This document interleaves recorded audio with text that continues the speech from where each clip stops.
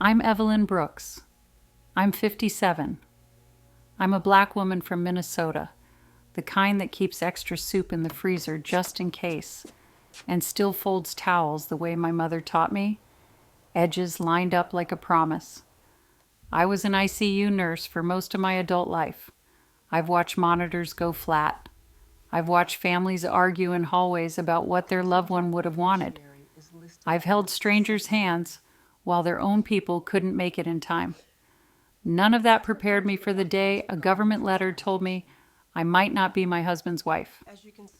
Raymond died on a Tuesday, the kind of cold, bright winter Tuesday where the snow squeaks under your boots. He'd been complaining about heartburn for 2 days, and because we'd been married so long, I did what wives do. I nagged him gently, then I nagged him harder. He promised he'd call the clinic. He never did. He walked into our kitchen to pour coffee and went down like someone cut his strings. By the time the paramedics arrived, the house was full of noise and movement, and I was doing compressions on the man I'd shared a bed with for 28 years. My hands knew what to do. My heart didn't. The funeral was small. Raymond didn't like crowds. People from his job came by rail guys, mostly quiet men in heavy jackets, hats in their hands, eyes red but faces tight like they didn't want to take up space with their grief. My church ladies brought casseroles and paper plates. Somebody left a poinsettia on the porch that froze stiff overnight. My daughter Alicia flew in from Minneapolis. She's 33, sharp as a tack, works in HR for a logistics company, always on her phone, always thinking about the next step. She hugged me like she meant it, but she was restless the whole time, like her mind kept slipping away to the list of things that needed handling. When you lose your spouse after a certain age, you don't just lose a person. You lose a rhythm. You reach for a second mug. You turn to say something and there's nobody there. And then you look around and realize the world keeps making demands anyway. Bills still show up. The furnace still makes that clunking sound at night. The mailbox still opens and closes like nothing happened. 2 weeks after we buried him, I was standing in my kitchen with bare feet on cold tile, staring at the coffee maker like it had offended me. I hadn't slept much. I was surviving on tea and toast and the casseroles I kept forgetting to eat. The mail came around noon. I heard the slot clack and the thump of envelopes on the floor. I didn't want to pick them up. That's a thing nobody tells you after someone dies. The mail feels like an enemy. It's always asking for something. There was a thick envelope with a federal seal. Not a bill. Not a condolence card. A government envelope. My stomach tightened before I even opened it. The letter inside was neat, polite, and cold. It said, "Notice of Benefit Suspension Beneficiary Dispute." I sat down at the kitchen table like my legs had decided without consulting me. I read it once, then again. My eyes kept snagging on the same sentence. A competing claim has been filed regarding survivor benefits associated with the account of Raymond Brooks. Competing claim. The words didn't make sense. Raymond and I weren't rich. He worked maintenance for the rail system for years. We lived comfortably enough. He had a pension, and we'd counted on it the way people our age do, quietly, practically, without talking about it too much. That pension was supposed to keep my lights on. It was supposed to help with groceries and my prescription co-pays and the roof that needed patching. I flipped the page looking for a name. It didn't list one, just a number, a case ID, and a line that made my throat go dry. Payments are suspended pending verification of rightful beneficiary. Suspended. Like my life was a transaction they could pause. I picked up the phone and called the number on the letter. I sat there listening to hold music that sounded like a cheap keyboard, staring at Raymond's coat still hanging on the back of the chair, like he might walk in and reach for it. After 15 minutes, a woman answered. Her voice had that careful friendliness that comes from reading off a script. "Thank you for calling. Can I have your case ID?" I gave it to her, hands shaking enough that I had to read it twice. "And your relationship to the account holder." "I'm his wife," I said. "I'm Raymond Brooks's wife." There was typing on her end. A pause. Mrs. Brooks. I see the file. Well, then I said, trying to keep my voice steady, can you tell me what this is? Because my husband is dead, and I just received a notice saying his survivor benefits are suspended. That doesn't make any sense. Another pause. More typing. Ma'am, the account has a competing claim on record. I don't understand who could claim anything I said. I'm his spouse. We've been married for 28 years. Could you verify your date of marriage? I told her. I could hear my voice start to crack on the last digit like it was a betrayal of composure. Thank you. And your social security number, I gave that too. Then my address. Then Raymond's date of birth. Then his. She said, one moment, and put me on hold again. When she came back, her tone had changed. Still polite, but firmer. Like she had moved from sympathy mode into procedure mode. Mrs. Brooks, I'm going to explain what I can. A claim was filed naming another person as the surviving spouse. My mouth went dry. Another person. Yes, ma'am. I felt something hot rise in my chest. Anger, maybe. Fear. A kind of humiliation I didn't expect, like I was being questioned in public. That's not possible, I said. He was married to me. Ma'am, she said, I understand this is upsetting. No, I said, and I hated how thin my voice sounded. You don't. My husband is in the ground. I signed the papers. I planned the service. I have his ring in my jewelry box because I can't bring myself to wear it. And you're telling me someone else is his spouse. I can't discuss the identity of the other claimant over the phone, she said. But I can tell you the claim was received and processed as valid pending further verification. Processed. I repeated like tasting something bitter. So you processed someone else. Before you processed me, there was a pause and I could hear her breathing, like she didn't want to say what she was about to say. Mrs. Brooks. She finally said the claim was filed prior to yours. That hit me in a way I didn't expect. Not the legal part, the timing part, the idea that while I was still figuring out how to sleep alone, while I was still thanking people for coming to the funeral, someone else was already filling out forms about my husband's money. Before mine, I said quietly, yes, ma'am. Within 48 hours of the record updating to reflect his passing. I stared at the table at the wood grain at a little scratch by the corner where Alicia once dropped a fork as a teenager. Okay, I forced out. What do I do now? We'll need documentation, she said. Marriage certificate, proof of cohabitation, any legal documents naming you as beneficiary. There will be a review process. How long? I asked. I can't provide an estimate, she replied, still careful. But the benefits will remain suspended until the dispute is resolved. I swallowed hard. I stopped myself from saying too much. I wasn't going to beg a stranger on the phone, but I wanted to. I wanted to say I'm not 25. I don't have time for this. I'm tired. I'm grieving. I need that money to live. Instead, I said, who is she, ma'am? I'm not authorized. Is it family? I asked, because that's where my mind went. A sister I didn't know about, an ex, a cousin, something from a life he never mentioned. There was a longer pause this time. The hold music didn't come on. She didn't transfer me. She stayed there silent like she was choosing her words with tweezers. Mrs. Brooks, she said finally, voice lower. I can tell you one thing that may help you understand why the claim was accepted for review. I held my breath. There is an older marriage on file, she said, an earlier marriage record connected to Mr. Brooks. That's why the system flagged your claim as secondary pending verification. For a second, I couldn't hear anything else. The kitchen went quiet except for the hum of the refrigerator and the faint traffic outside. The words sat in the air like smoke. Older marriage, earlier marriage record, connected to my husband. Raymond had never told me he'd been married before. Never.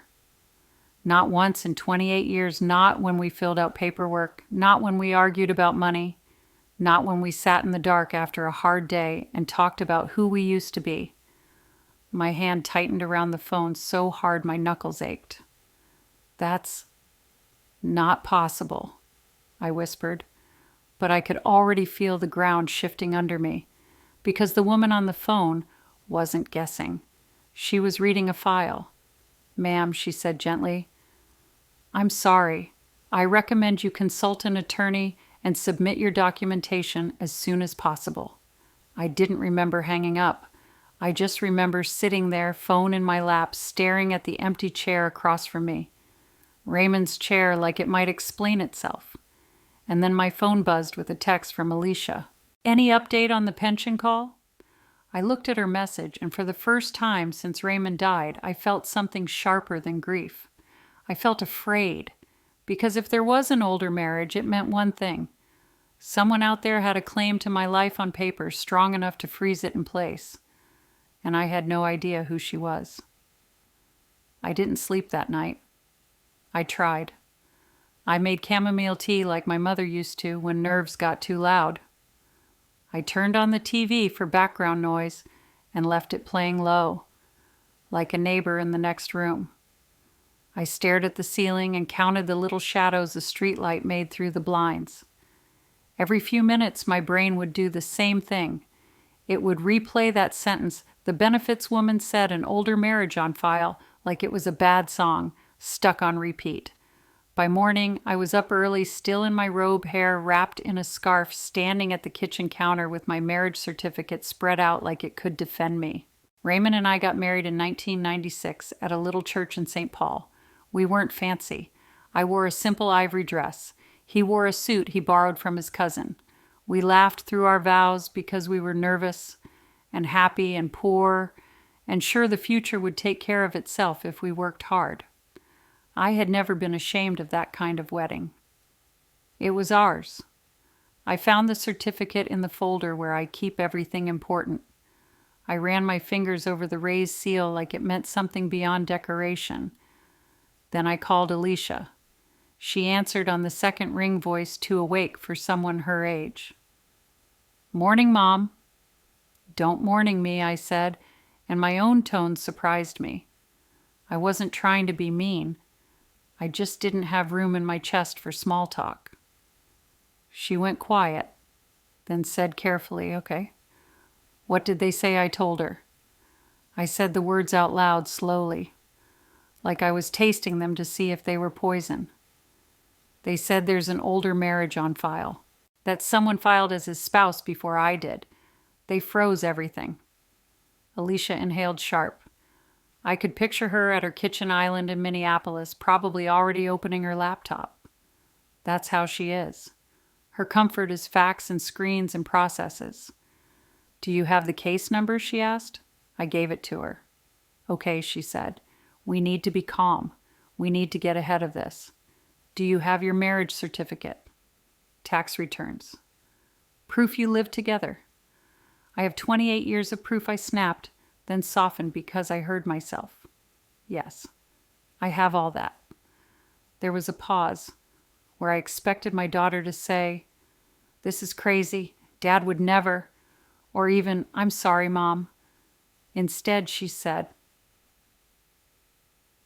"Mom, did Dad ever mention an ex, like, even casually?"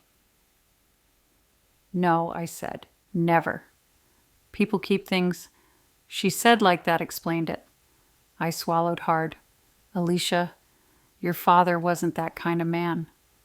"I know," she said, but her voice didn't sound certain. It sounded like someone trying to keep their balance on ice. "What do I do?" I asked her, and I hated asking. I had spent my whole life being the one people asked. Nurses don't get to fall apart. Mothers don't either, not when the kids are watching. Alicia exhaled. "You need a lawyer, not a random one, someone who understands benefits disputes." I looked down at the certificate again. "I don't have lawyer money." "You have to," she said, impatient now, "because if there's an older marriage that wasn't dissolved, that can affect everything. Pension, survivor benefits, estate." My stomach turned. Estate. Raymond didn't have a fancy estate. He had a pickup truck that needed new tires and a toolbox and a pension and a savings account with enough to cover a few months if I was careful. But that's the thing about paperwork. It can make a simple life feel like a crime scene. Alicia said I can call around today. I'll send you names. I didn't answer right away. My eyes landed on Raymond's coffee mug in the sink. It still had a faint ring of brown at the bottom. I hadn't washed it. I didn't want to erase him. I'm going to say something, Alicia continued, voice lowering, and I don't want you to take it as disrespect. I felt my shoulders tense. Go on. If Dad had a marriage before, and it wasn't properly ended, then legally, it could mean... Stop, I said. My voice came out sharp enough to cut. Silence. I didn't want to hear the rest. I didn't want to hear my daughter outline a scenario where my marriage might be considered invalid. Not when I'd sat in hospital waiting rooms with him. Not when I'd paid half the mortgage. Not when I'd watched him get gray at the temples and still rub my feet when my shift ran long. Alicia, I said quieter, I need you to be my daughter right now, not an HR manager. Another pause. Then softer, she said, I'm trying to protect you. I don't feel protected, I told her honestly. I feel like someone is reaching into my house and taking the floor out from under me. I'm coming up this weekend, she said quickly, like a bandage. No, I said, not yet. I need to think. After we hung up, I sat at the table for a long time without moving. The sun came up properly and lit the kitchen in a way that felt rude. Brightness on a day like that felt disrespectful. By noon, I'd made 2 calls. One to the county records office to ask how to obtain a certified copy of a marriage certificate. They told me the one I had was already certified, which didn't comfort me at all. The second was to a local attorney's office. The receptionist sounded bored until I said benefits dispute. Then her tone shifted like she'd heard this kind of thing before. We can schedule a consultation, she said. How soon, I asked. Next week? Next week. Like my lights and groceries could wait politely. I started to make lunch, but ended up just standing in front of the refrigerator with the door open, staring at the shelves like the answer might be behind the milk carton. That's when the doorbell rang. I froze. It's a strange thing to become afraid of a doorbell in your own home. But after what happened, every sound felt like it might be the next blow. I went to the front window and peered through the curtain. There was a woman on my porch, older, bundled in a tan coat with a fur-lined hood. She was white. Her hair was gray blonde, cut neat. She held a leather folder pressed to her chest like a Bible. Behind her at the end of the driveway was a sedan I didn't recognize. She rang again. Then she knocked 3 firm taps like she was used to being answered. I didn't open the door right away. I stood there, heartbeat loud in my ears, and watched her through the glass. She didn't look angry. She didn't look sorry either. She looked prepared. Finally, I opened the door just enough to keep the chain latched. Yes, I said, keeping my voice as steady as I could. The woman's eyes flicked over me. My robe, my scarf, the tired face I hadn't bothered to fix. Her gaze was not kind, but it wasn't cruel either. It was clinical, like she was confirming a description. Evelyn Brooks? She asked. Yes, she took a breath. My name is Pearl Whitaker. The name meant nothing to me, but the way she said it, slow, deliberate, told me it was supposed to. I'm sorry for your loss, she said, and it sounded like something she'd practiced in the car. I didn't thank her. I didn't invite her in. I just waited. Her eyes lowered to the chain, then back to my face. I didn't come to make trouble, she said, but I needed to speak to you, person to person. My fingers tightened on the door edge. About what? Pearl shifted the folder in her arms. About Raymond. My throat tightened. Hearing my husband's name in a stranger's mouth felt wrong, like someone touching a photograph with dirty hands. "What about him?" I asked. Pearl's mouth pressed into a thin line. She seemed to decide something in that moment. Then she opened the folder, pulled out a paper inside a plastic sleeve, and held it up so I could see it through the gap. It was a marriage certificate. Not mine. This one was older. The paper yellowed at the edges, the ink darker, the font outdated. I could still make out the key parts. A date in 1970. A place name I didn't recognize somewhere in Ontario. 2 names. Her name and my husband's. But not Raymond. It said Raymond Brooks in one spot, but in another line it read a different first name. One that made my brain stall for half a second like a skipped beat. Pearl didn't let me study it long. She drew it back like she knew I might grab it. "We were married," she said plainly, "legally, and as far as the records show, it was never dissolved." I stared at her, and all I could manage was no. Pearl's eyes didn't blink. "I'm not here to argue about your life, Evelyn. I'm here because the government contacted me after I filed. They told me there was a second claimant." I felt heat rise up my neck. "You filed for my husband's benefits." "He was my husband too," she said, and then almost as an afterthought, "on paper." "On paper," I repeated, disgusted. "You think paper makes a marriage?" Pearl's face twitched like she didn't like my tone but expected it. "Paper is what the system understands," she said, "and the system is what pays." I took a shaky breath. "Why now?" Pearl's eyes held mine. "Because I'm 70 years old," she said quietly. "And I'm not doing well financially. I didn't plan to find out this way. But when I heard he died, I knew what I had to do." The audacity of it made my vision blur, not with tears yet, but with the kind of anger that makes your body feel hot and light at the same time. I opened my mouth to speak, to shout, to demand, to say something that would make this make sense. And that's when my phone buzzed on the table behind me. I didn't have to look to know who it was. Alicia had been texting all morning. Pearl glanced past me like she could already see the shape of the fight I was about to be dragged into. "I'm not your enemy," she said softly, "but I'm not leaving empty-handed either." I stared at her, the chain between us suddenly feeling too thin for what was coming, and I realized the next part wasn't going to be about grief at all. It was going to be about proof. And I had no idea how much of my life was about to be put on trial. I didn't invite Pearl inside. I know how that sounds. Like I was being rude to an old woman in the cold. But my home felt fragile already, like a glass that had cracked and would shatter if I breathed wrong. Letting a stranger step over my threshold. Someone holding a marriage certificate with my husband's name on it felt like letting the whole thing collapse. So I kept the chain latched. Pearl stood there steady, like she'd rehearsed where to place her feet and how to hold her folder so it looked official. Behind her, snow drifted in little ridges along my porch steps. Her cheeks were pink from the wind, but her eyes were clear. Not angry, not apologetic, just resolved. "I'm not here to fight you," she said again, softer this time. "I'm here to resolve it."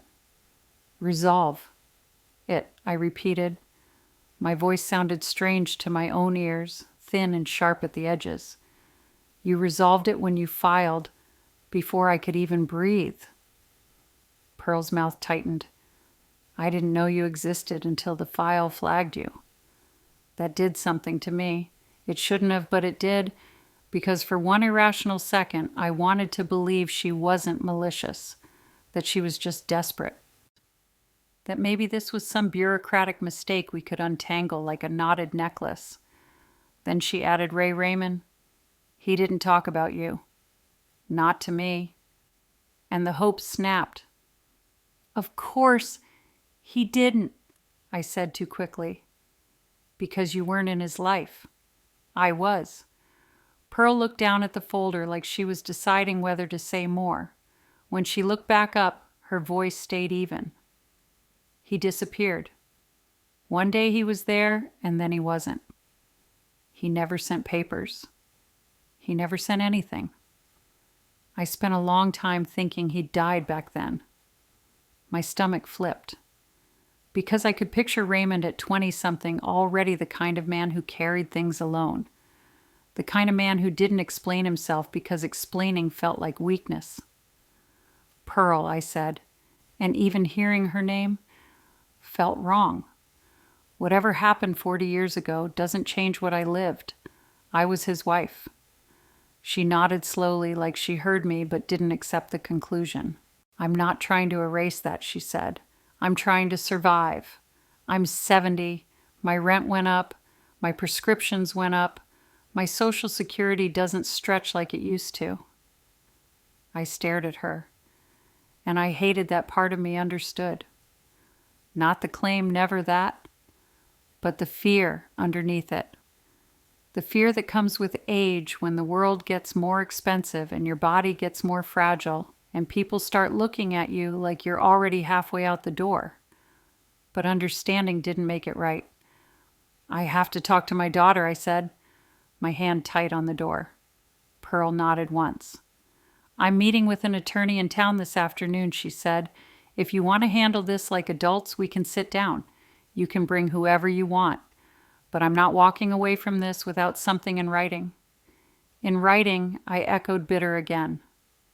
Pearl turned to go, then paused. Evelyn, she said, and her voice changed. Not softer, just different. I didn't come because I enjoy hurting people. I came because nobody helped me when I was left behind. I'm not proud of that, but I'm not going to starve quietly either. She walked down my steps carefully, got into her sedan, and drove away without looking back. I closed the door and slid down against it, like my bones finally remembered they were tired. My heart was pounding hard enough to make my throat ache. Then my phone buzzed again, another message from Alicia. Mom, call me.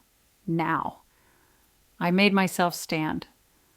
I walked back to the kitchen, the same kitchen where Raymond had died, and sat in the same chair he'd used every morning. That chair felt like a witness, like it could testify for me if I could only get it into the room. I called Alicia. She answered immediately. Mom, are you okay? No, I said simply. I'm not okay. There was a pause, and I could hear her adjusting her tone, switching into what I call her professional empathy. She uses it at work. It's not fake exactly. It's just managed. What happened, she asked. She came here, I said. The woman. Pearl. Alicia's breath caught. She came to your house. Yes, I said, with a marriage certificate in a plastic sleeve, like she was showing me a permit. Alicia didn't say anything for a beat. Then, did you let her in? No. Good, Alicia said quickly. Good. Don't let her inside. Don't say anything you don't have to. Don't sign anything. I closed my eyes. I wasn't planning to sign my life away on my porch. I'm serious, Alicia insisted. This is complicated, Mom. Complicated. That word again, like my marriage was an HR case file. I took a steadying breath. She said she filed. She admitted it. She said the system understands paper. That's what she said. Alicia was already typing. I could hear the click of her nails on a keyboard through the phone, like little gunshots.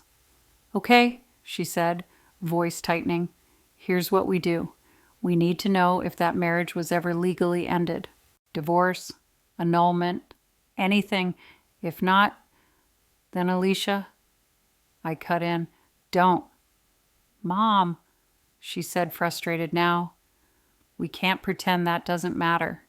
If her marriage is considered valid, then legally, I repeated, and I hated how my voice shook on the word. I'm not asking you to pretend.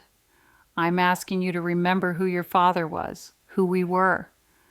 I do remember, she snapped, then softened quickly like she regretted it. I remember.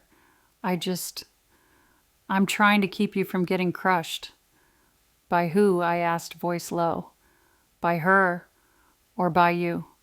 Silence. Then Alicia said quietly, Mom, I got an email this morning. My stomach dropped. From who? Alicia hesitated. From Pearl's attorney. I sat very still. You've been talking to her attorney. It wasn't like that, Alicia said fast. I didn't reach out. They reached out to me. They said since I'm Raymond's daughter, they wanted to make sure I understood the situation. My fingers curled on the edge of the table. And you replied. I asked questions, she said, defensive now, because someone has to. You were grieving. You still are. I swallowed hard. My eyes fell on the dish towel draped over the oven handle.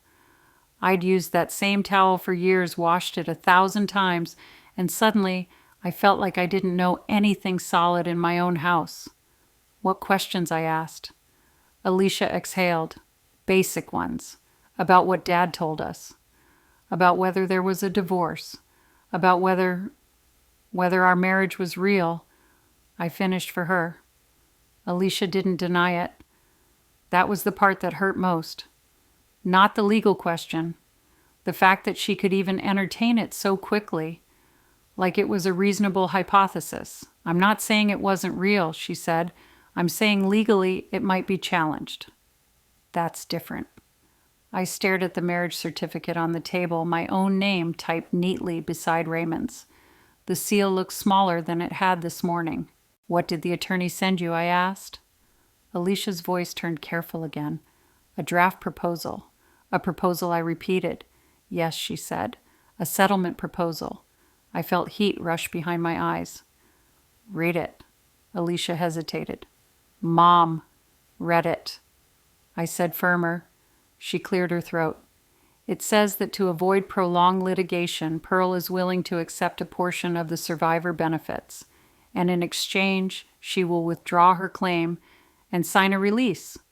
A portion, I repeated slowly, of my husband's pension. Alicia kept going, words speeding up now like she wanted to get through it.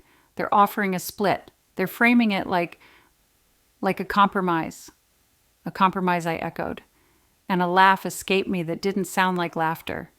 It sounded like air being forced out of a punctured tire.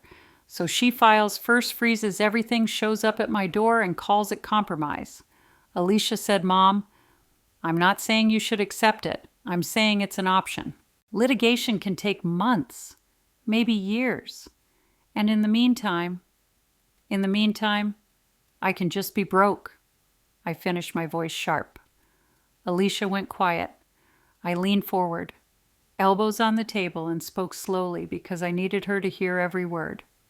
Alicia, I said, do you understand what it feels like to bury your husband and then have someone tell you he belonged to them first?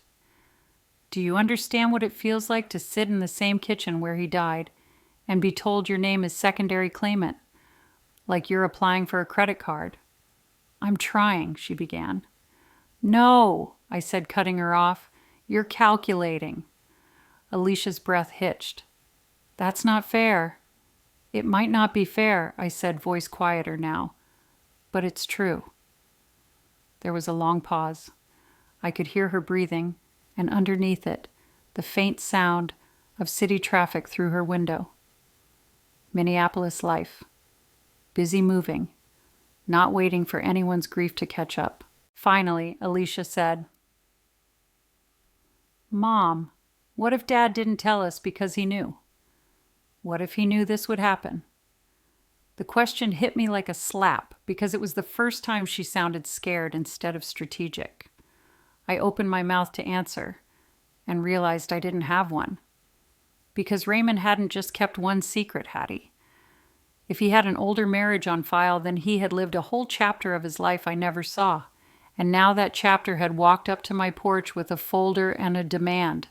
I looked down at my hands, hands that had cared for dying strangers, hands that had cooked and cleaned and paid bills and held Raymond's face when he'd had the flu, hands that suddenly felt powerless against a piece of paper from 1978. Alicia, I said finally, my voice low and tired. I need you to listen to me. I am, she said quickly. I am not signing anything I said. Not without my own attorney, not without understanding what happened, not without knowing who your father really was, before he became the man we loved. Alicia swallowed. Okay. And one more thing, I added, my throat tight. You do not communicate with her attorney again without telling me. Do you understand? Another pause. Then yes, Mom. I didn't feel relieved. I felt older, like this situation aged me in real time.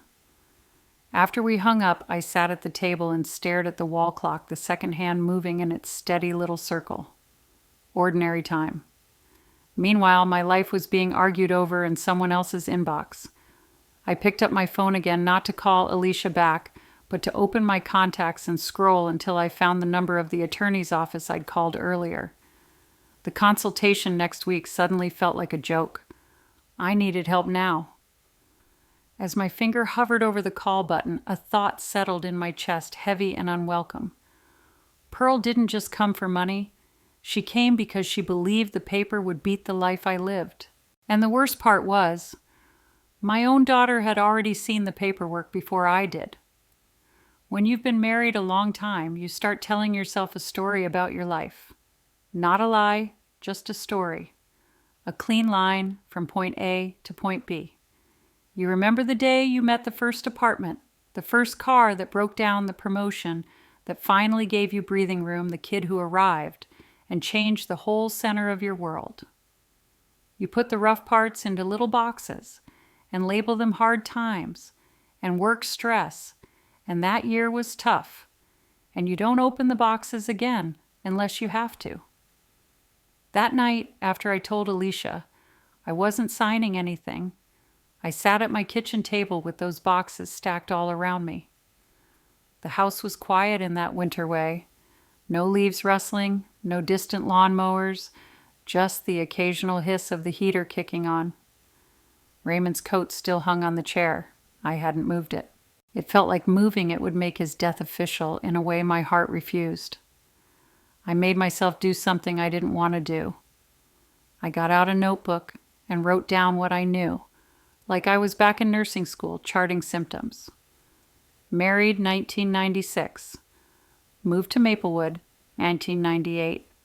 Alicia born 1992.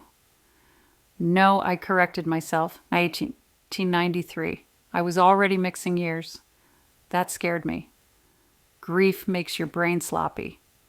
Raymond rail jobs started early 2000s. Work trips frequent, irregular. Talked about Canada. Rarely always tense. And then I wrote the thing I hadn't wanted to write.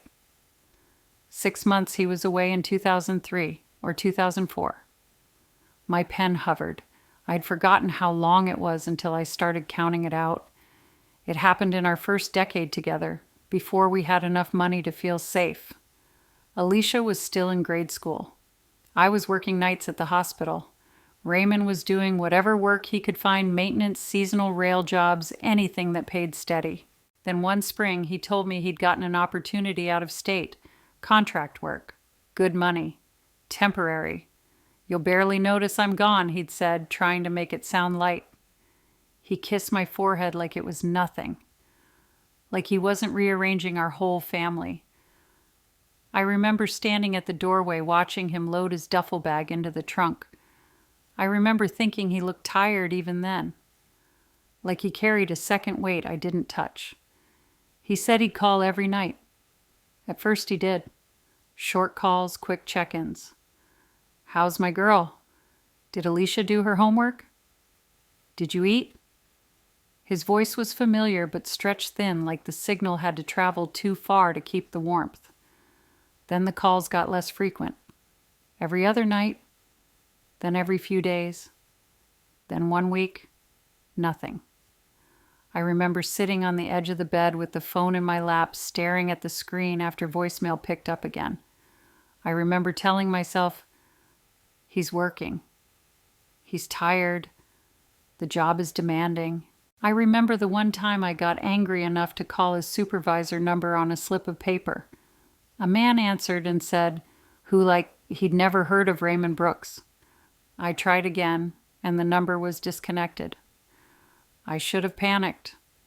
I should have driven straight to the police station. I should have demanded answers. Instead, I did what a lot of women do when the world starts wobbling. I tried to keep the house standing. Alicia needed breakfast, school pickup, permission slips. I had shifts to work. Patients don't stop crashing because your husband disappeared. So I kept moving. I pushed my fear down and told myself a story. Raymond is fine. Raymond will come back. Raymond loves us. Something happened with the job, but he'll explain.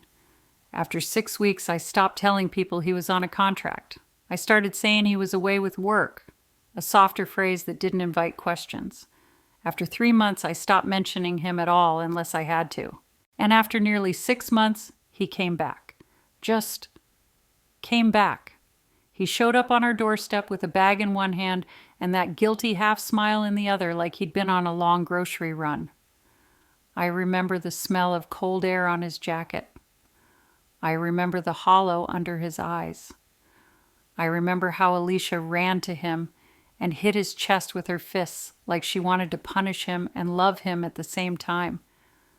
I remember standing there arms crossed, trying to decide whether I wanted to slap him or collapse into him. "Where were you?" I asked. He looked at me for a long moment and said, "I can't talk about it." That was it. That was his explanation. I should have demanded more. But he looked scared. Not scared of me, scared of whatever he'd been through. And the truth is, in that moment, my relief drowned my anger. He was alive. He was home. I let the rest go because I didn't know how to hold it without breaking. I told myself another story. Sometimes men go through things. Sometimes they can't talk. Sometimes love means not prying. Over time, the 6 months became a weird scar we didn't touch. Raymond never disappeared like that again, but there were still those trips, odd gaps, stretches where he'd be working somewhere and wouldn't answer for a day or two. I stopped asking because every time I did, his face tightened and his voice went flat. "I'm here now," he'd say. "That's what matters." And I let it matter. Sitting at the table now with the government letter and Pearl's claim and Alicia's cold logic circling my head, I realized that 6 months wasn't just a scar. It was a door to a life Raymond never showed me. I got up and went to the coat closet in the hallway. Raymond kept everything in pockets. Gloves, old receipts, random screws, a tiny flashlight he swore he needed. After he died, I hadn't touched his things. It felt like trespassing. But now my life depended on trespassing. I pulled out his heavy winter jacket and checked the pockets. There was lint, a set of keys that didn't fit anything in our house, a folded receipt from a hardware store. A bus pass expired years ago. In the inside pocket, I found an envelope. It was thin old. The paper had softened at the folds. It wasn't sealed. It looked like something he'd shoved in there and forgotten. There was a Canadian stamp in the corner. My breath caught. I sat down on the hallway bench and unfolded it carefully like it might disintegrate. It wasn't a love letter. It wasn't even addressed to me. It was a postcard, actually one of those cheap scenic ones you buy at a gas station. On the front was a picture of a lake with pine trees and a small town name printed at the bottom, Thunder Bay. On the back in a handwriting I recognized Raymond's was one short sentence. "Made it. Don't worry, I'll explain when I can." No date, no signature, just that. I stared at it until my eyes blurred. Thunder Bay isn't Alberta. It's not close to where Pearl said the marriage certificate was from either, but it was Canada. Proof that those work trips weren't just out-of-state contracts. Proof there was a whole geography he kept from me. I went to the filing cabinet next, the one where I keep old taxes and car titles and Alicia's school records.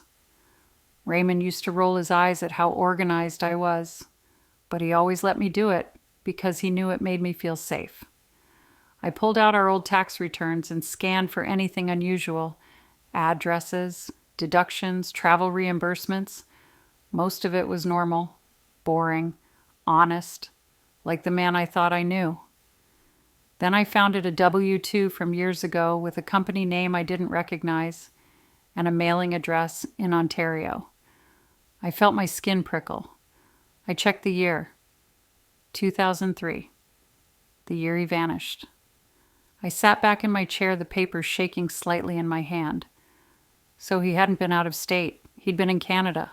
And he'd been employed, at least on paper, by someone up there. I reached for my phone to take a photo of the document because I suddenly didn't trust anything to remain where I left it. I didn't trust myself either. Grief makes you doubt your own memory. As I lifted my phone, another email notification popped up from the benefits portal. I hadn't even remembered I'd made an account until that moment. The subject line was "Short Clinical Claim Status Updated." My thumb hovered over it. I opened it. The message was just a few lines. Your claim has been received. You are currently listed as secondary claimant pending verification. Please upload supporting documentation within 10 business days. Secondary claimant. Again. That word made my stomach twist, like the system had already decided who I was. I stared at the screen, then at the Ontario address on the W-2, then at the Thunder Bay postcard. A thought formed slowly, heavy and unavoidable. Raymond didn't just keep a secret from me. He built an entire wall around it. And now that wall had collapsed and everything behind it. Pearl, Canada, the older marriage. The paper trail was spilling into my kitchen like floodwater. I didn't know what the truth was yet. But I knew something for sure. I had been living in the aftermath of a decision Raymond made in that first decade. A decision that took him away for 6 months. A decision he never explained. And I had let him. Not because I was stupid. Because I loved him and I wanted our life to be simple. But simple wasn't what I'd been given. Not anymore. The next morning, I didn't do what I usually do when life gets scary. I didn't clean. I didn't make lists and reorganize drawers so I could pretend I was in control. I didn't call a friend from church and ask for prayer. I got dressed like I had somewhere important to be. Not fancy, just serious. Jeans that fit right. Boots with good tread, my decent winter coat. The one Raymond bought me when my old one finally wore out at the cuffs. I put on a little lip balm and earrings. Not because I wanted to look pretty, but because I needed to feel like myself. Then I pulled every document I could think of into one tote bag. Our marriage certificate, old tax returns, mortgage papers, Raymond's death certificate, my driver's license, the federal letter screenshots of the benefits portal, and like a strange little piece of proof I couldn't explain to anybody, the Thunder Bay postcard. I called the attorney's office again as soon as they opened. I can't wait until next week, I told the receptionist. I'm sorry, but I can't. My benefits are suspended, and another person has filed as the surviving spouse. I need to speak to someone today. There was a pause, keyboard clicking. Then the receptionist said, "Can you come in at 2:30? We had a cancellation." I didn't even thank her properly. I just said, "Yes," like it was oxygen. Alicia called around noon. "Mom." I found 2 attorneys, she said. One specializes in benefits, the other in family law. I emailed you the names. I already have an appointment, I said. With who? Her tone was alert. I told her. She went quiet for a second, then said, "Okay, good. I'll drive up tomorrow." "No," I said. "Not tomorrow." "Mom, I need 1 day to get my footing," I said. 1 day without you turning this into a spreadsheet." That came out harsher than I meant. I heard her inhale. "I'm trying to help," she said, voice tight. "I know," I replied softer. "But right now, I need you to trust that I can still handle my own life." She didn't argue. That was how I knew she was scared. Alicia argues when she's confident. Call me after the appointment, she said. I will, I promised. At 2:15, I sat in my car outside the small brick office building, hands on the steering wheel, staring at the sign, Patel and Granger Attorneys at Law. It wasn't some downtown skyscraper firm, just a local practice with a snow-dusted walkway and a parking lot that needed plowing. It felt human. That mattered to me. Inside the waiting room smelled faintly of coffee and old carpet. A couple magazines lay on a table, the same kind you see at a dentist's office. I sat down and tried to breathe through my ribs. When the attorney came out, she was a black woman about my age, maybe early 60s, with reading glasses hanging from a chain and a calm face that didn't do fake cheer. "Mrs. Brooks?" she asked. "Yes." "I'm Mira Patel," she said, offering her hand. "Come on back." Her office was tidy but lived in. Books stacked framed photos, a plant in the corner that had somehow survived winter. She gestured for me to sit, then opened a legal pad like she was about to listen. Not judge. "Tell me what's happening," she said.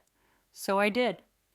I told her about Raymond's death, the benefits letter, the call, the phrase older marriage on file, Pearl on my porch holding that certificate like a weapon, Alicia, getting the settlement proposal before I did.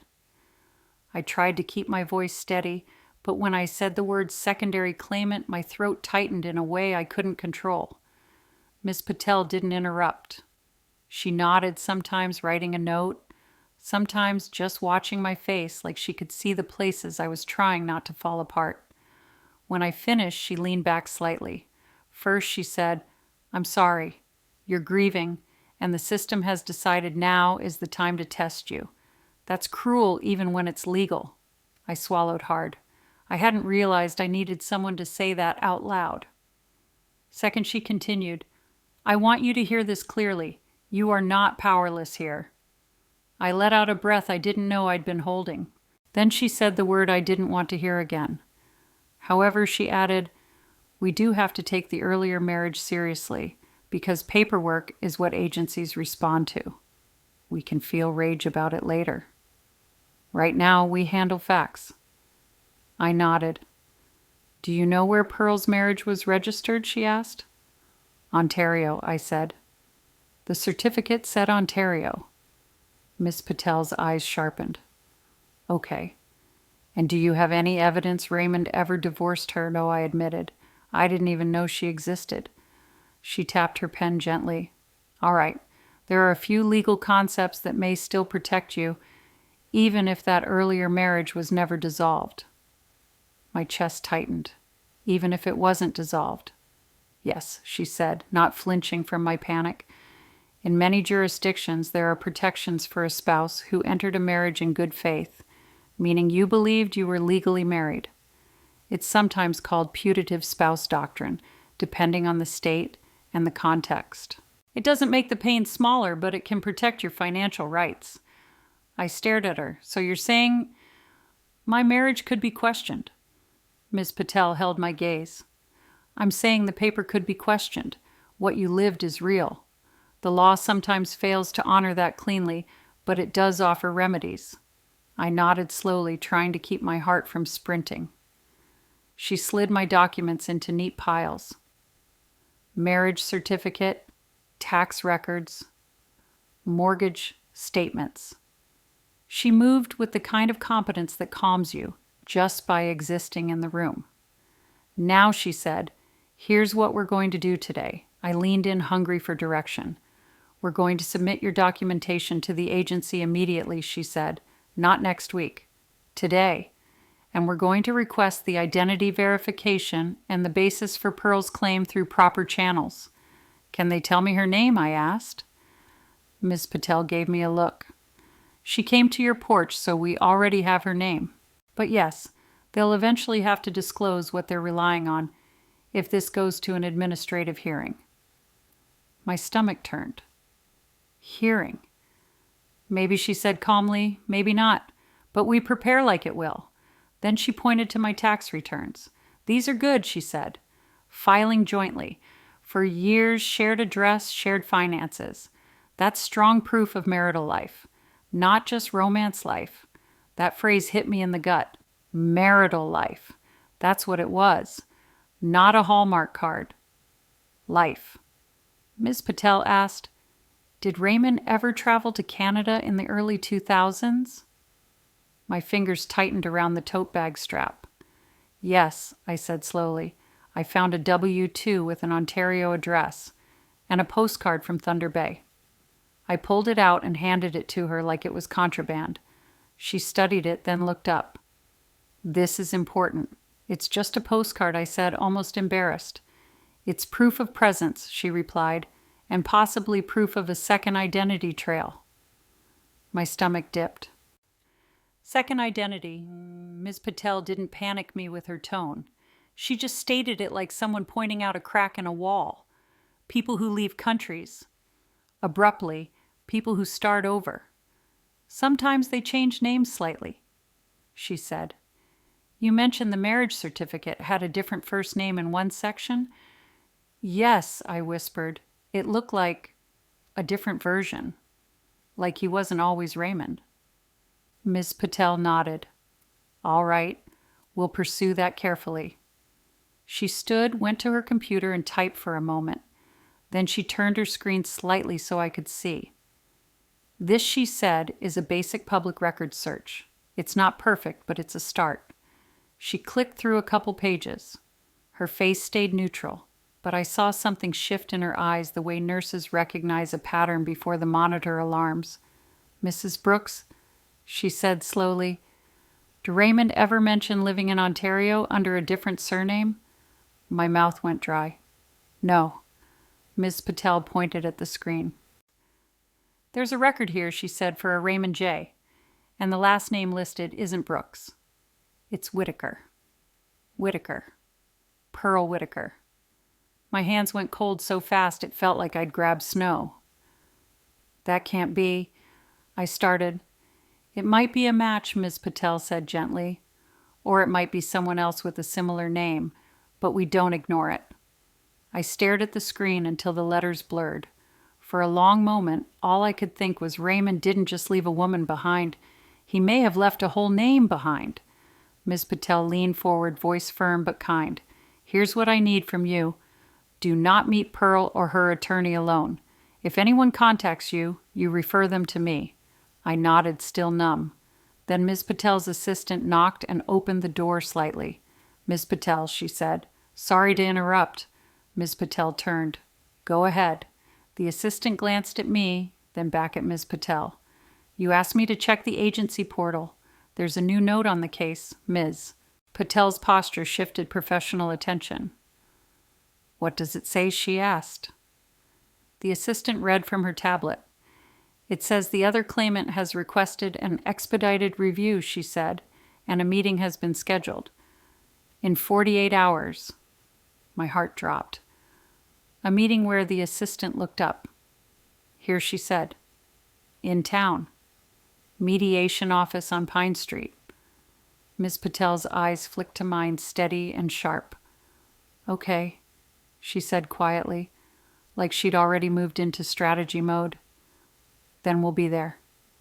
I swallowed throat tight, because suddenly it wasn't just paperwork and portals. It was a room I would have to walk into face to face with the woman holding the first version of my husband's name.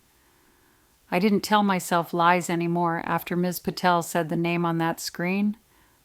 Whitaker. It sat in my head like a stone in my shoe, small enough to ignore if you wanted to pretend painful enough that every step reminded you it was there. For the next 2 days, I moved like somebody on autopilot. I fed myself because I had to. I showered because routine is a rope you hold onto when everything feels like it's floating away. I answered Alicia's calls with short sentences, because if I stayed on the phone too long, I knew I'd either cry or explode. Alicia did drive up the day after my appointment, despite my not tomorrow. She arrived at my house with her laptop bag over one shoulder and a grocery bag in her hand, like she was coming to manage a crisis in a co-worker's department. She hugged me quick and stiff. Then she looked at my face and her expression changed a little, just a flicker of guilt or worry. "You look tired," she said. "I am tired," I answered. She didn't argue. She just set the groceries on the counter and started unloading without asking like she used to when she was little and wanted to help but didn't know how. We sat at the kitchen table, my table, the place where this whole mess had started, and I told her what Ms. Patel found. Whitaker. Alicia repeated, eyes widening. "Dad used Pearl's last name." "It looks like it," I said quietly. "Or somebody did." Alicia opened her laptop immediately. Of course she did. Her grief always goes through a keyboard first. Ms. Patel said it might not be a match, I added, trying to soften it, even though I didn't feel soft. But it's enough that we can't ignore it. Alicia's jaw tightened. So he lied to us. I didn't answer right away. I watched my daughter's hands move over the keys fast and sharp. I saw how much she looked like her father in that moment, focused, determined, angry in a contained way. He kept things, I said finally. "We know that. That's one way to put it," Alicia snapped. "Mom, he might have married someone and never divorced her. That's not kept things. That's fraud." The word hit me hard because it sounded like a headline about a stranger, not the man who snored beside me for decades. "I don't want to call him that," I said quietly. Alicia looked up. Her eyes were wet, and that startled me. Alicia doesn't cry easily. "I don't either," she whispered. "But what are we supposed to call it?" I didn't have an answer. Instead, I said, "We go to the meeting. We listen. We don't sign anything. We let Ms. Patel do her job." Alicia nodded, but I could see her fighting the urge to control everything. It's like watching a pot boil. You can't stop staring, even though staring doesn't change the heat. That night, I barely slept again. I kept seeing Pearl's face on my porch, calm and determined. I kept hearing Ms. Patel's voice saying, "Good faith spouse," like a life raft. I kept thinking of Raymond's half smile the day he came back after 6 months and said, "I can't talk about it." Maybe he couldn't, or maybe he just didn't want to.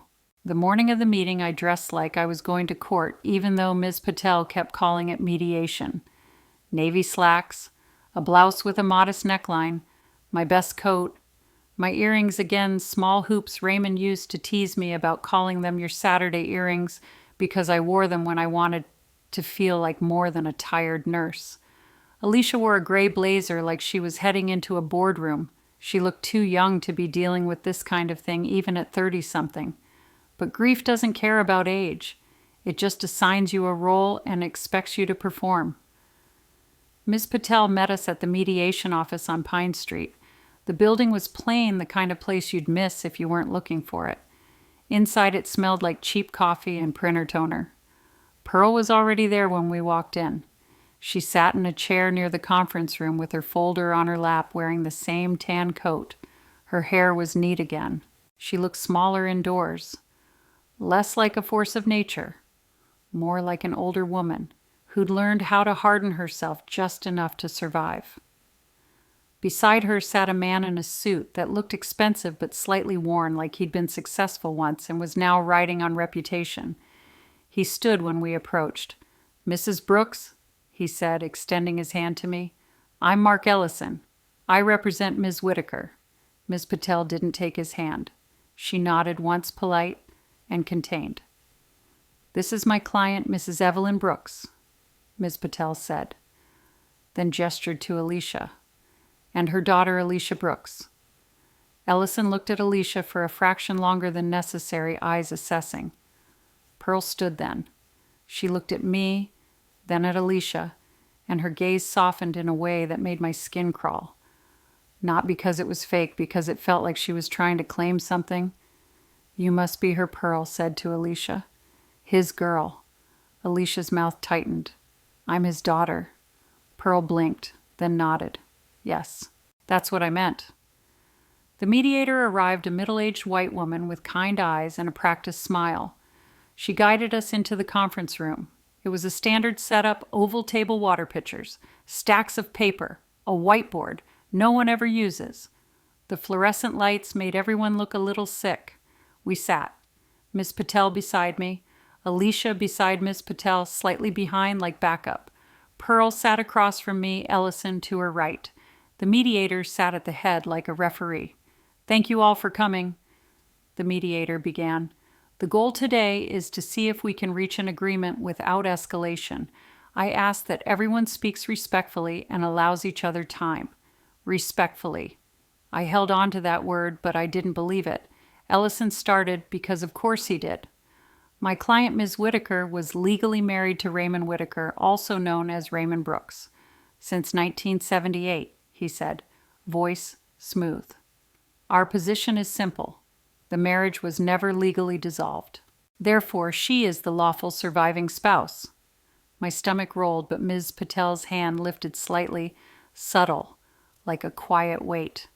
Ellison continued, Miss Whitaker is not seeking to punish anyone. She simply seeks what the law provides her. Pearl nodded, a long face composed. Alicia leaned forward. So you show up after he dies and take everything. Miss Patel touched Alicia's wrist. Let me, she murmured. Miss Patel looked at Ellison. Mrs. Brooks has provided 28 years of documentation of marital life, she said clearly. Joint tax returns, shared assets, shared residency, and we intend to assert her rights under good faith spouse protections. Ellison smiled like he'd expected that. Those protections may apply in some cases, but before we go any further, Ms. Patel interrupted, I need clarification. Are you asserting Raymond used the name Whitaker legally in Canada during the early 2000s? Ellison's eyes flicked to Pearl, then back. We're asserting he had ongoing ties to Canada, yes.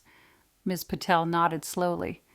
And do you have evidence he was residing with your client during those years? Pearl's jaw tightened. He came back, she said abruptly. Her voice surprised me, less polished than on my porch. Not for long, but he came back, and then he left again. Alicia's eyes widened. He went back to you? Pearl looked at her, and for the first time, her composure cracked just a little. He was confused, she said. He didn't know who he was supposed to be. That sentence made my chest burn with anger because it sounded like an excuse for a grown man's choices. Ellison cleared his throat and slid a paper across the table toward Ms. Patel. This, he said, is a notarized statement from Ms. Whitaker regarding their continued marital relationship.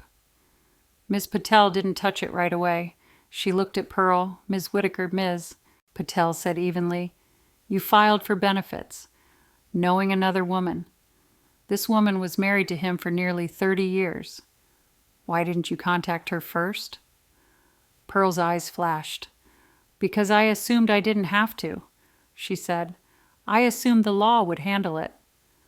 The law is freezing a widow's income, Ms. Patel replied calmly. That's what it's doing. Pearl swallowed.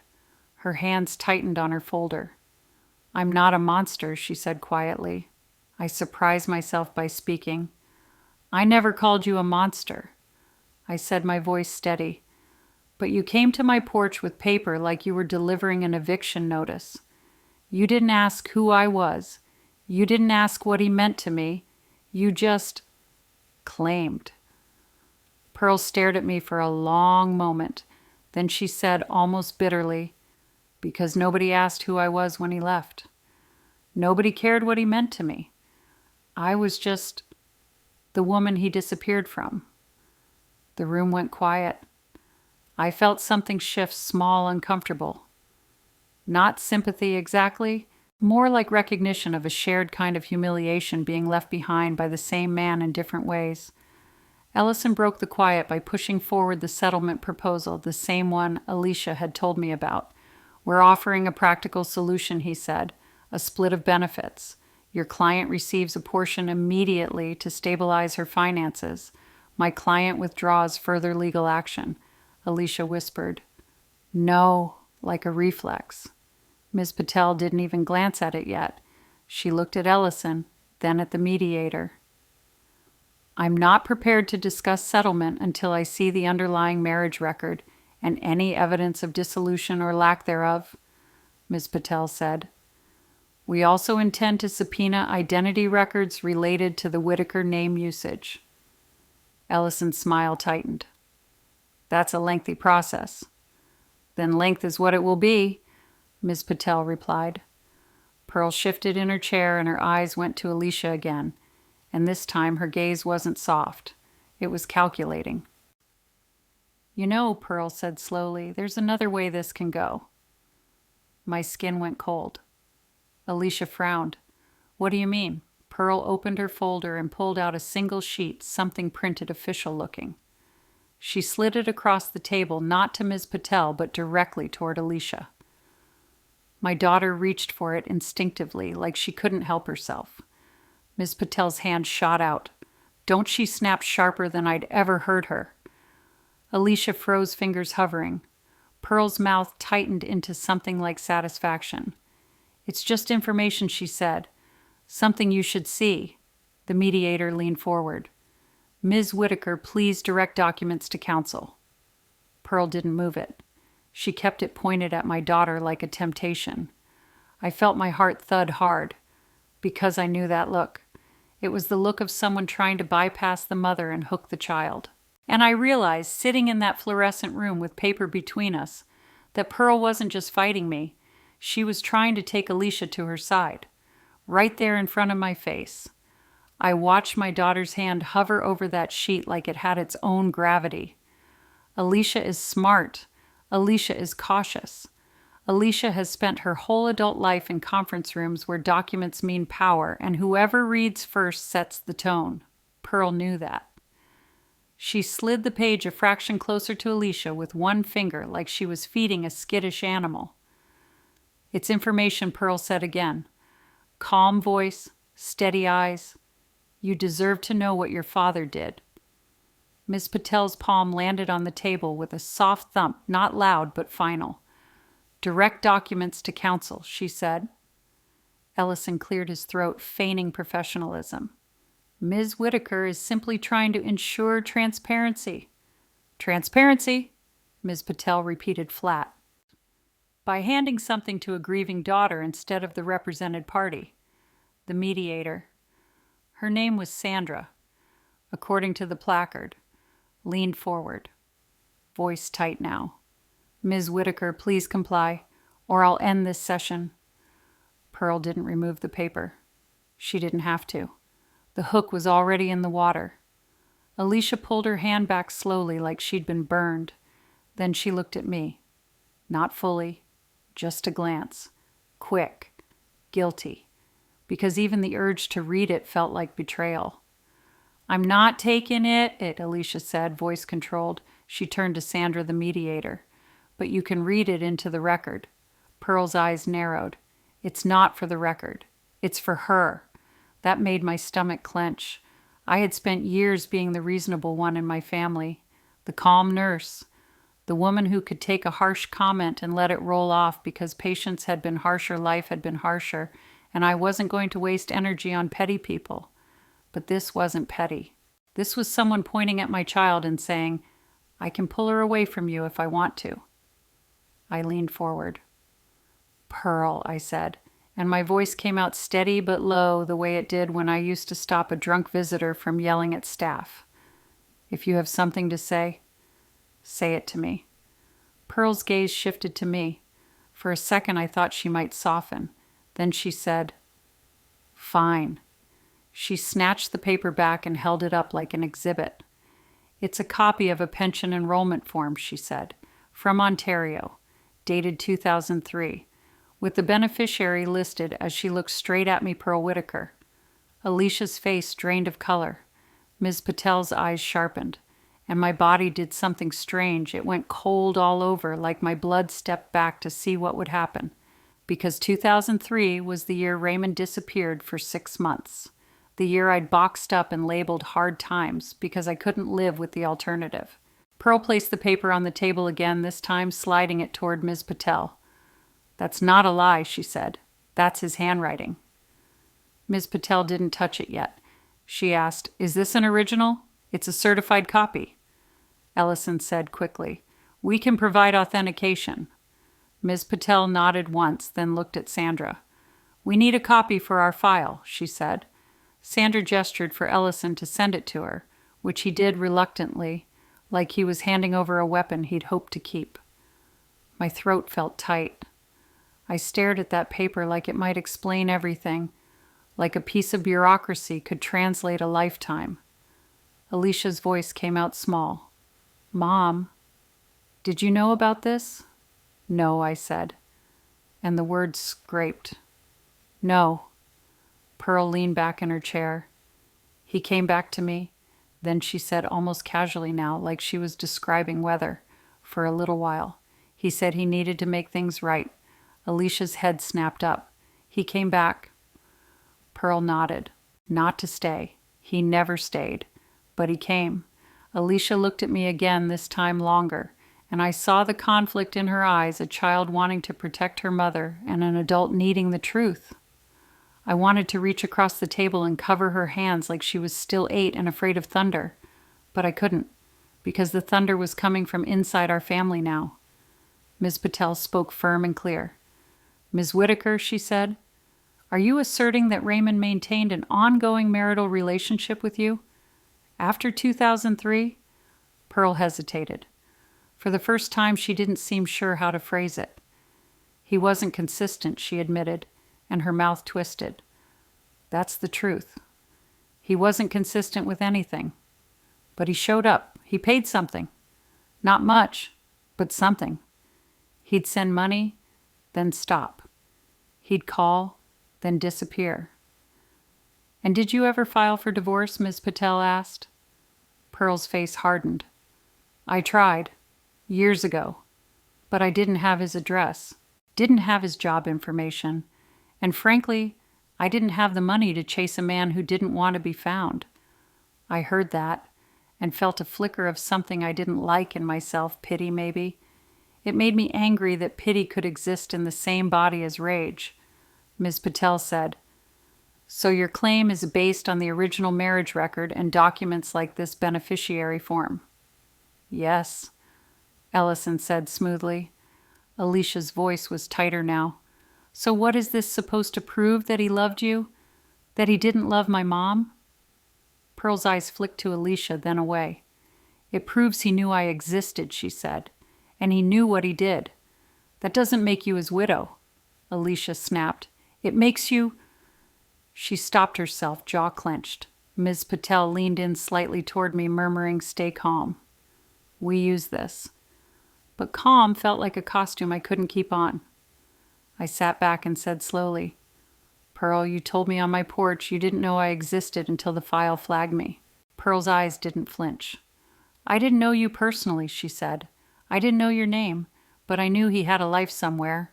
Men like him don't disappear into thin air. Alicia's lips parted. So you did know. Pearl shrugged slightly. I knew enough.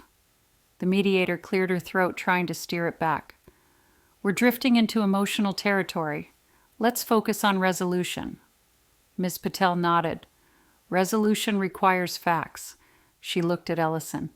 Do you have any evidence that Ms. Whitaker and Raymond were residing together at the time of his death? Ellison's mouth tightened. No, they were separated but still legally married. And do you have evidence that Mrs. Brooks knew of that marriage, or that Raymond misrepresented his status to her? Ms. Patel asked. Ellison paused. We have no evidence she knew. Ms. Patel nodded again, like that was the door she'd been waiting for. Then she said, we will be asserting putative spouse rights and equitable distribution of benefits, at minimum. And we will challenge any attempt to strip my client of survivor benefits based solely on a decades-old marriage where the parties were not cohabitating and where fraud by the decedent is a central issue. The mediator blinked. Fraud by the decedent. Ms. Patel didn't look at me when she said it. She kept her eyes on the table, the papers a system. It was clinical language, but it hit me like a punch, because there it was, out loud, in a room full of strangers. Raymond might have committed fraud, and I might be paying for it. Pearl's face tightened. So what now? She asked. We drag this out. While I wait. While I run out of medication, Alicia's head snapped toward her. Don't put that on my mother. Pearl's eyes flashed. I'm not putting it on your mother. I'm putting it on your father. The room went quiet again. Even Ellison didn't fill it. Because for a second, Pearl was right. This mess wasn't born out of my cruelty or her greed. It was born out of Raymond choosing secrecy over honesty over and over and leaving the women in his life to fight over the wreckage. Sandra, the mediator, spoke carefully. Given the complexity and the new document presented, I'm not sure mediation is productive today. Ellison leaned forward. We're willing to extend the settlement offer, he said quickly. We can adjust the split. Ms. Patel cut him off. We're not negotiating blind, she said. We need full disclosure, the original marriage record, any attempted divorce filings, all documents your client is relying on, and identity records tied to Whitaker. Ellison's jaw tightened. That takes time. Ms. Patel nodded. Then time it is. Pearl looked at me. Then not Alicia, not Ms. Patel, me. Her expression was something like frustration, something like weariness. You're going to fight me, she said. I'm going to protect myself, I replied, and my daughter. Pearl's eyes shifted to Alicia again, and I saw it, the calculation returning. The sense that if she couldn't win through law, she might win through emotion. You should ask her. Pearl said softly to Alicia what he told her about those 6 months. Alicia turned slowly toward me. My chest tightened, because I knew what she was thinking. Mom, what else don't I know? And for the first time since Raymond died, I felt truly afraid not of Pearl, not of lawyers, not of paperwork, but of the possibility that my daughter would look at me and see not a mother who was deceived, but a woman who stayed quiet and allowed it. Ms. Patel rose slightly from her chair. This session is over, she said. Sandra nodded quickly. Yes. We'll reconvene once disclosures are exchanged. Ellison started to protest, but Ms. Patel was already gathering our documents. Alicia stood too stiff as a board. Pearl remained seated, watching us with a look that wasn't triumphant, but wasn't sorry either. As we walked out into the hallway, Alicia didn't speak. She just walked fast like she was trying to outrun what she'd heard. Outside, the cold air hit my face like a slap. The sky was white and flat snow threatening again. In the parking lot, Alicia finally turned to me. Mom, she said, voice tight and shaking. What the hell happened in 2003? And I realized then the meeting wasn't the climax. It was the opening of a new wound, one that didn't belong to the government or Pearl or the law. It belonged to my daughter and me. Alicia's question sat between us in the parking lot like a third person. What the hell happened in 2003? The wind cut across the asphalt, pushing dry snow in little spirals around our ankles. My breath came out in short bursts, not because I was cold, but because my body didn't know what to do with the truth pressing up from underneath. I wanted to say, I don't know. I wanted to say your father was complicated. I wanted to say he came back and I chose peace. But Alicia didn't ask for poetry. She asked for facts. I told you, I said carefully, he left for work. Alicia's eyes flashed. No, don't do that. Don't give me the version we've been living off of. I flinched. Not at her volume, but at the accuracy. Alicia didn't raise her voice often, but when she did, it meant she was done being managed. We can talk at home, Ms. Patel said softly beside us. Not out here. You both need to breathe. Alicia nodded, but she didn't take her eyes off me.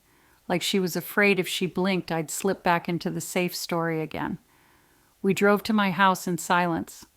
Alicia followed in her rental car, that gray sedan she'd picked up at the airport, like she was on a business trip instead of living through her father's death. When we got inside, she took off her coat and didn't sit down right away. She paced. I watched her walk the length of my living room 10 steps, turn 10 steps back, like she was counting herself down from saying something she couldn't unsay. Ms. Patel didn't stay.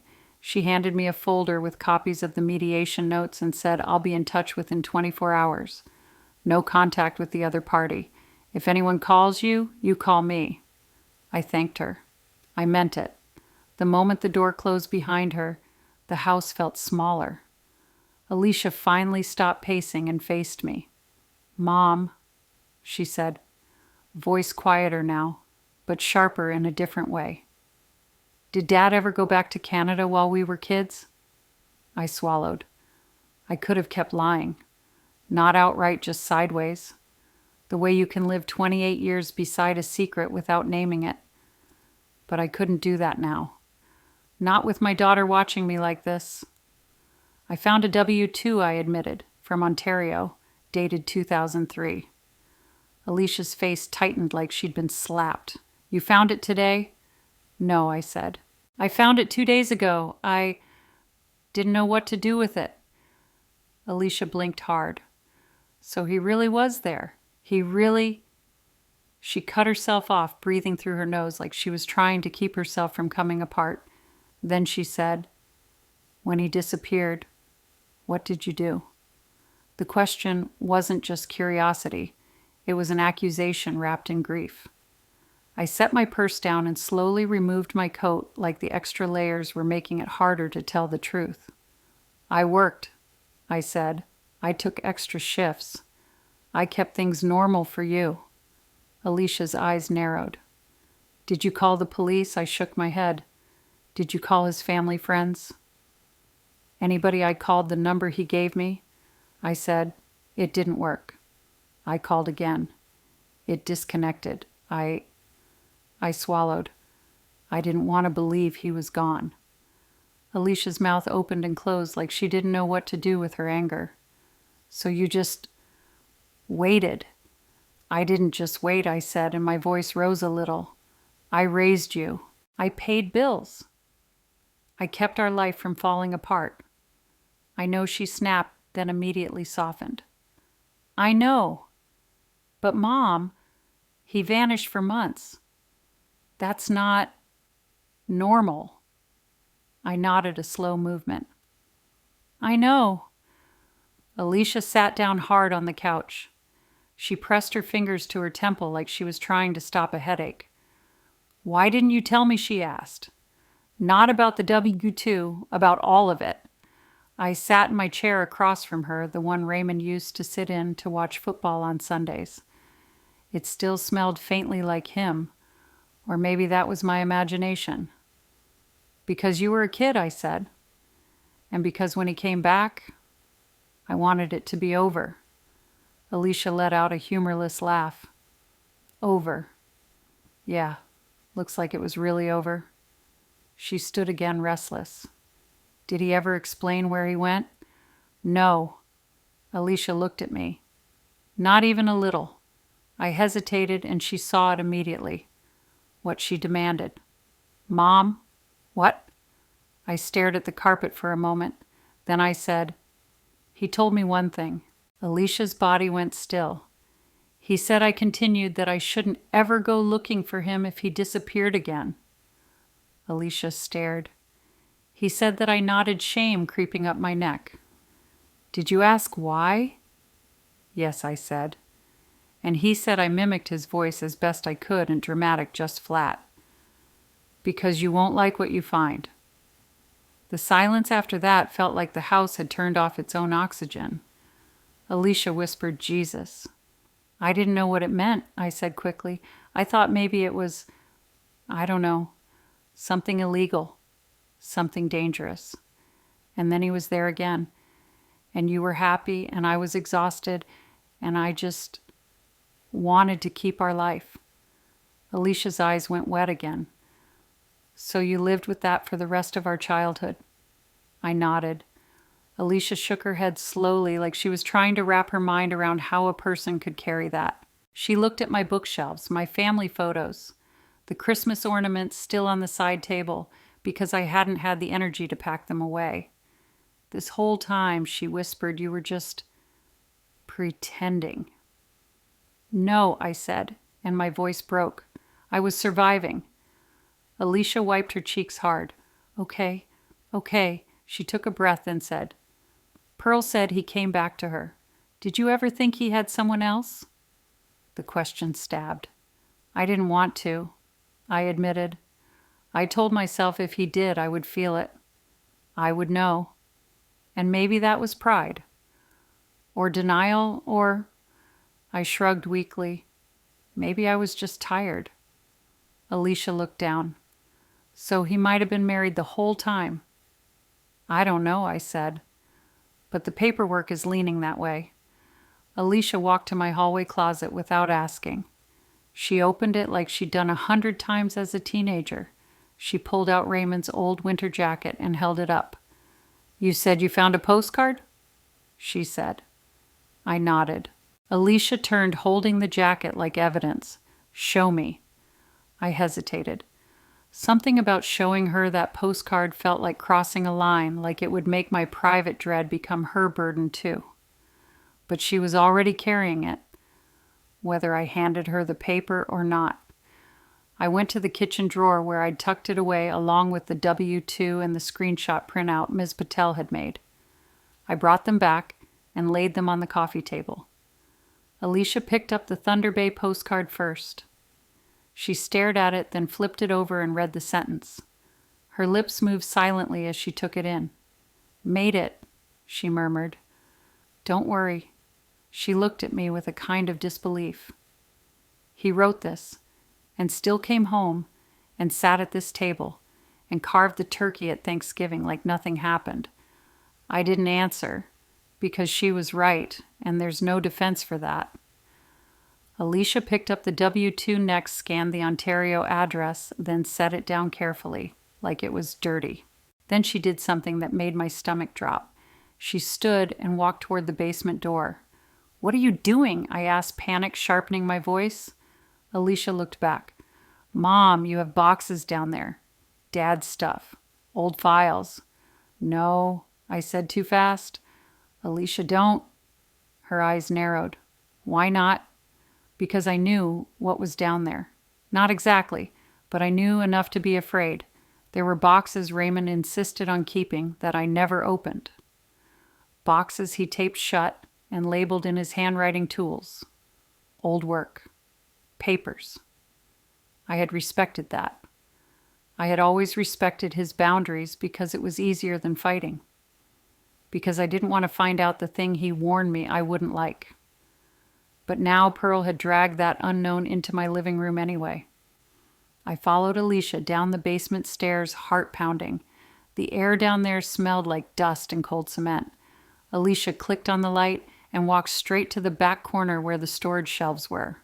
She pulled out one box, then another, scanning labels like she was inventorying a warehouse. Then she froze.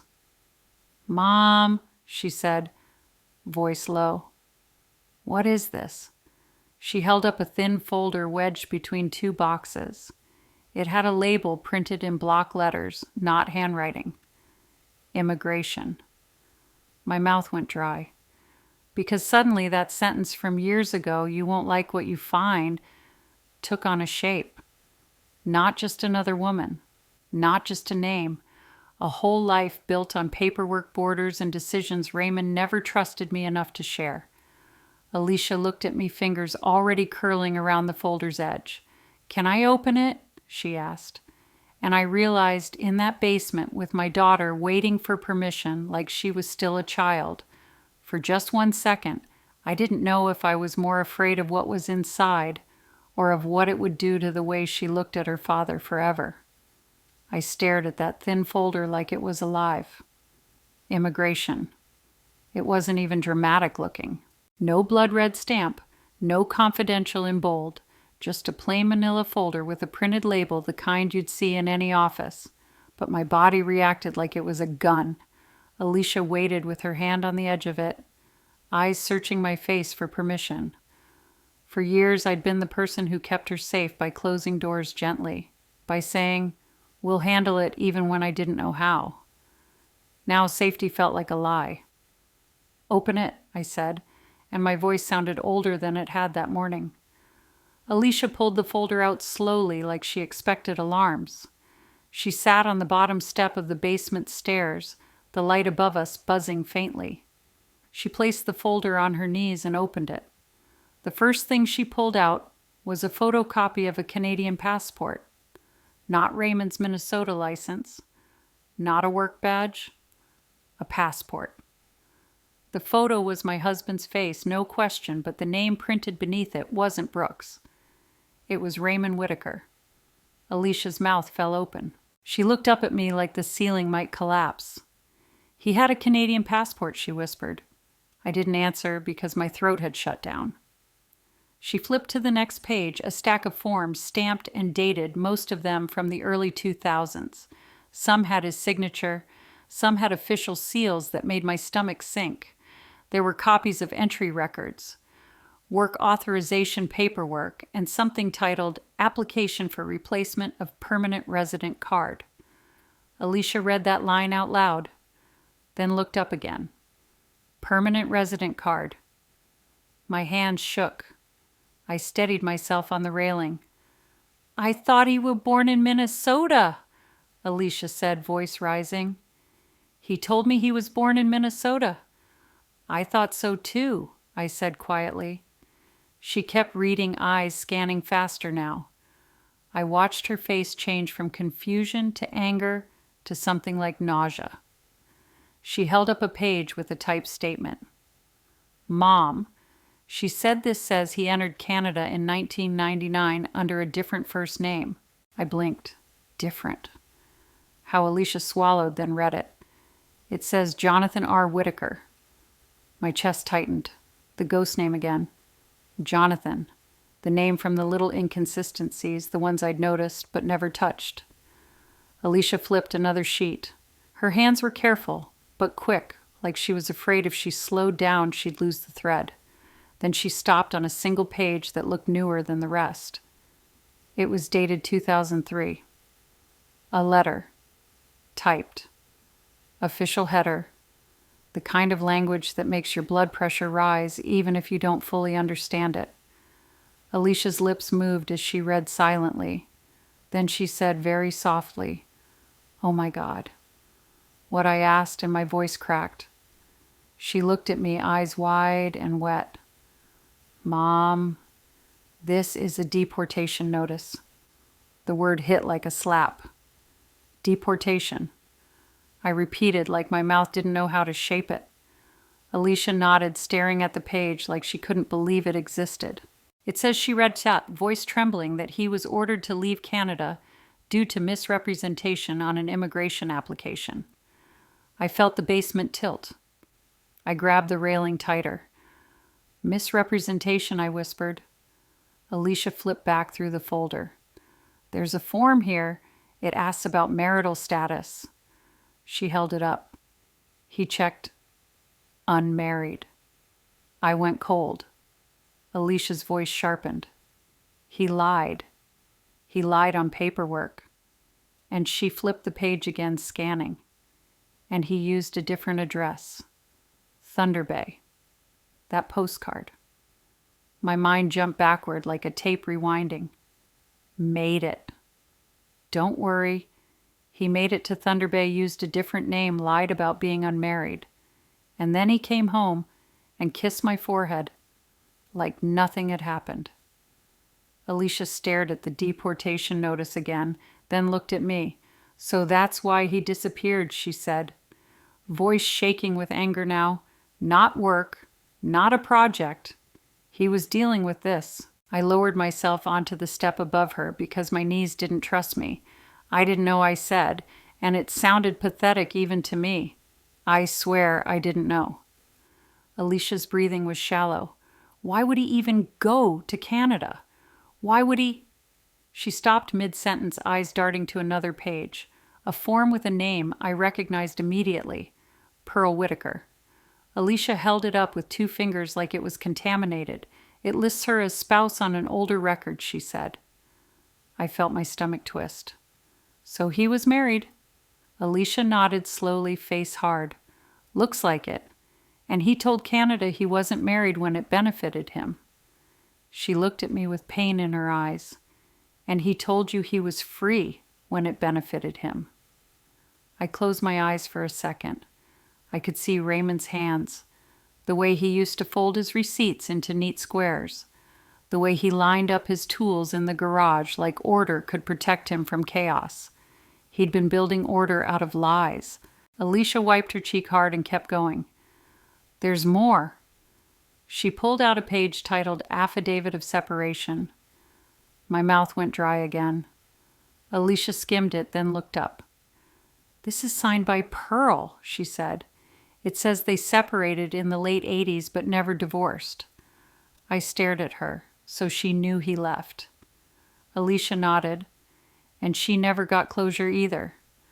The basement felt too small for all of this. Too small for 3 decades of hidden life. Alicia pushed the folder contents into a pile, then reached deeper like she couldn't stop. She pulled out a sealed envelope. It was addressed in Raymond's handwriting. To Evelyn. My name. My hands went numb. Alicia stared at it. You never opened this. I didn't know it existed, I whispered. The envelope looked old, slightly yellowed at the edges.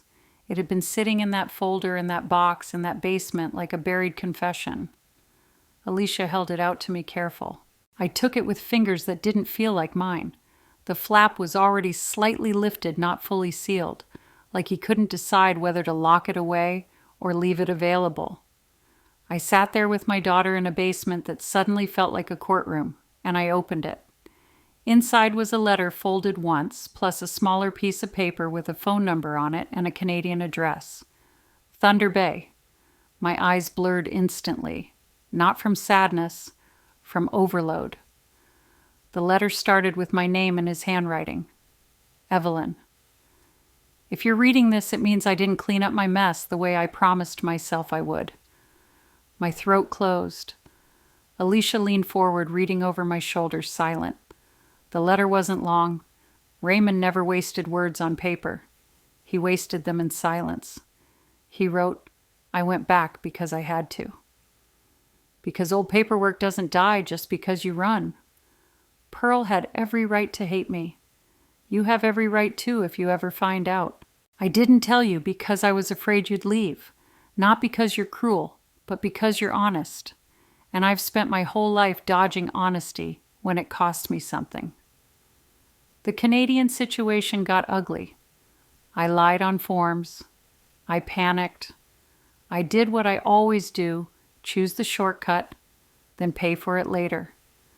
They told me to leave. I left. And I came home to you because you were the only home I ever made that felt real. I'm sorry. I don't know how to undo what I did without destroying everything we built. I've tried to fix pieces quietly. I've tried to protect you and Alicia from the consequences. But I know the truth doesn't stay buried forever. If Pearl ever shows up, don't trust her lawyer. Don't sign anything. Call the number attached. Ask for D. Granger. He owes me. He will explain what I never could. Alicia inhaled sharply at the name. Granger, she whispered. Patel and Granger. I stared at the page, my vision tunneling. Raymond had known. He'd anticipated Pearl showing up. He'd left me a trapdoor out a number, a name, and I had been living upstairs like a woman with a normal marriage. Alicia looked at me, voice shaking with anger and grief. Mom, she said he set you up. No, I whispered, even as I knew it was true. He thought he was protecting us. Alicia's eyes flashed. By lying. By letting you build your life on a lie. By letting me grow up thinking my dad was... Her voice broke. She covered her mouth with her hand. I reached for her, but she pulled back. Not because she didn't love me, because she didn't know what to do with her feelings. I sat there holding the letter, my hands trembling. I read the last line again and again. Call the number attached. I looked at the small paper with the Canadian address and phone number. Beneath it in Raymond's handwriting was a note for when the law comes. Alicia stared at it too, her face tight. You have to call, she said. My stomach rolled.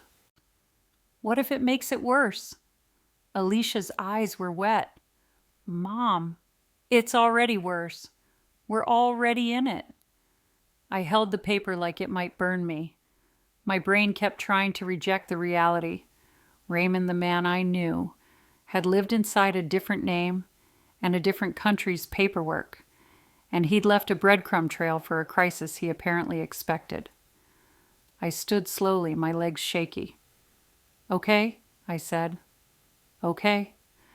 Alicia followed me upstairs like a shadow. We sat at the kitchen table again. Same table where I'd once helped her with spelling tests and school projects, and I dialed the number with my hand hovering, heart hammering. It rang once, twice. Then a man answered in a rough, tired voice. "Granger." My throat tightened. "My name is Evelyn Brooks," I said. I found your name in my husband's papers. Raymond Brooks. He said you owe him." There was a long pause on the line. Then the man exhaled slowly, like he'd been waiting for this call for years.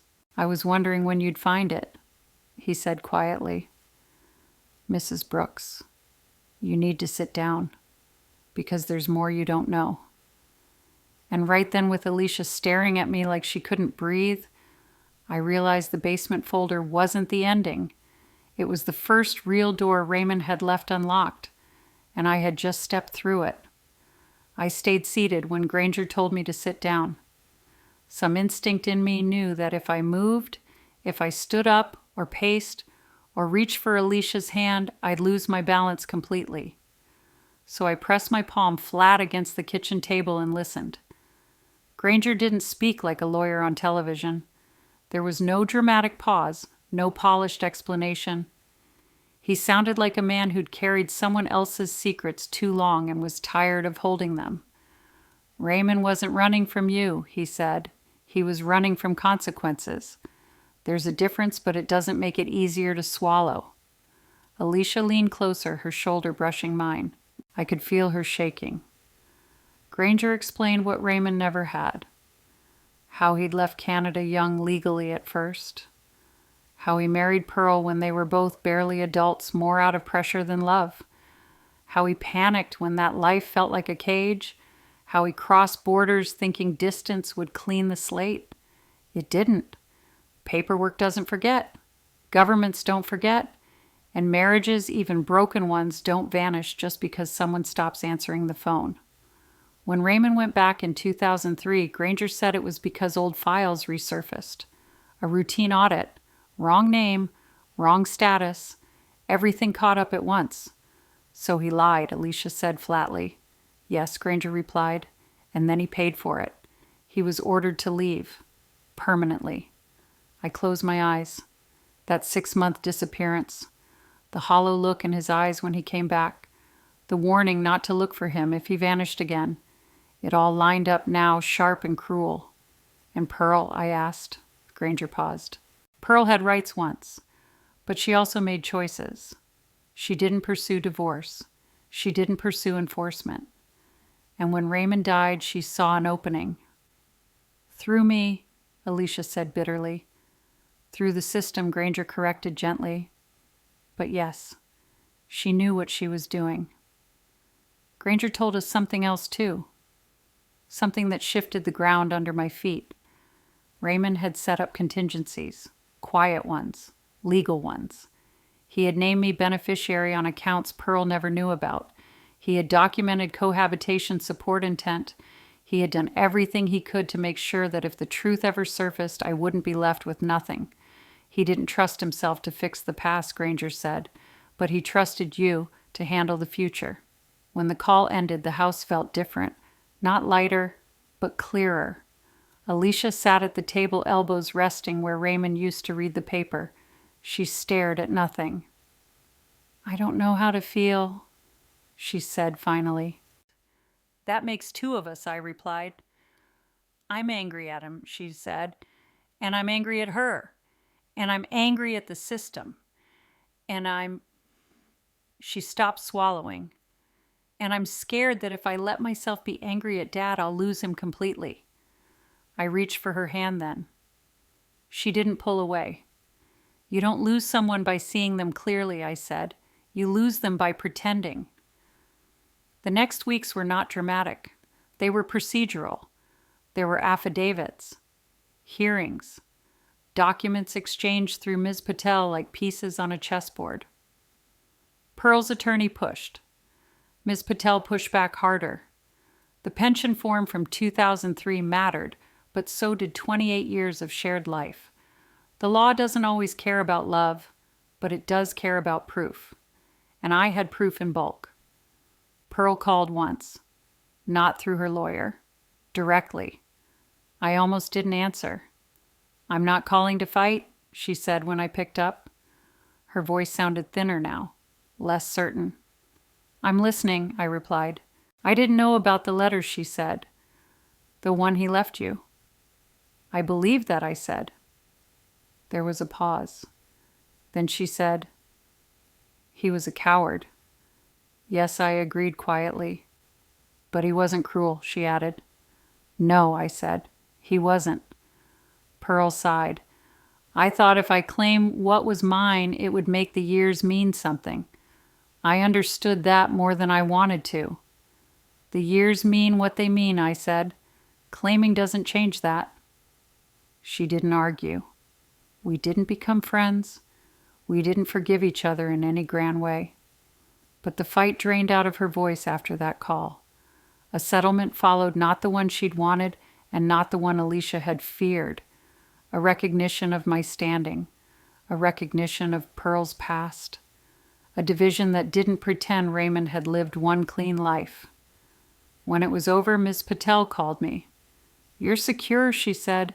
"No more secondary." That word still made my jaw tighten.